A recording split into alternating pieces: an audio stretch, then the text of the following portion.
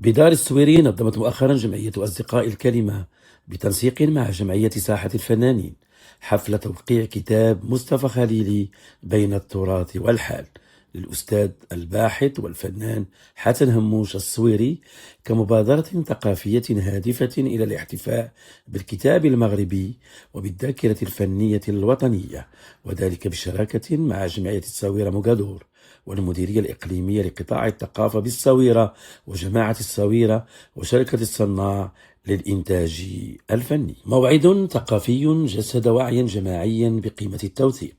وكرس ثقافة الاعتراف والوفاء،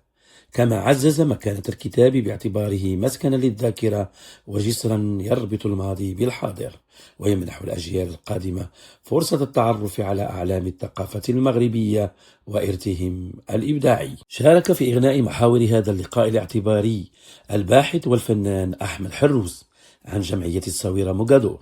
والفاعل الثقافي يوسف أسكور رئيس جمعية أصدقاء الكلمة، والفنان عبد الرحمن رشد نائب رئيس جمعية ساحة الفنانين، والمنتج علي الصناع ناشر الكتاب، والباحث حسن هموش، والناقد الفني عبد الله الشيخ، والفنان مصطفى خليلي رئيس جمعية ساحة الفنانين، بينما قدم الشاعر نوفل السعيدي بسلاسة أدبية فقراته. انفرد هذا الحفل بتوقيع الكتاب ومنوعات غناوية وغوانية من عزف وأداء الفنان القدير يونس باكا صحبة الفنان مصطفى الدحاوي.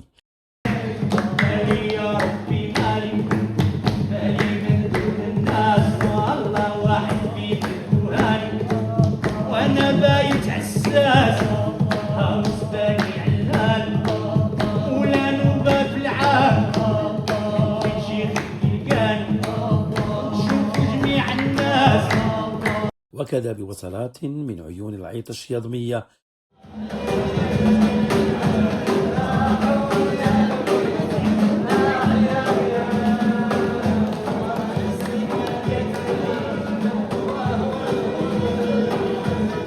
بحضور جمهور غفير من المثقفين والفنانين والإعلاميين. إن تكريم الفنان مصطفى خليلي بشهادة كل المشاركين هو في جوهره تكريم للفنان المغربي الذي ظل وفيا لقيم الأصالة والانفتاح وللتراث الذي يحمل ذاكرة المجتمع وروحه،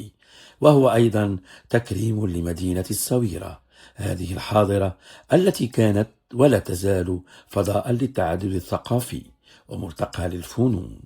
وحاضنة للمبدعين.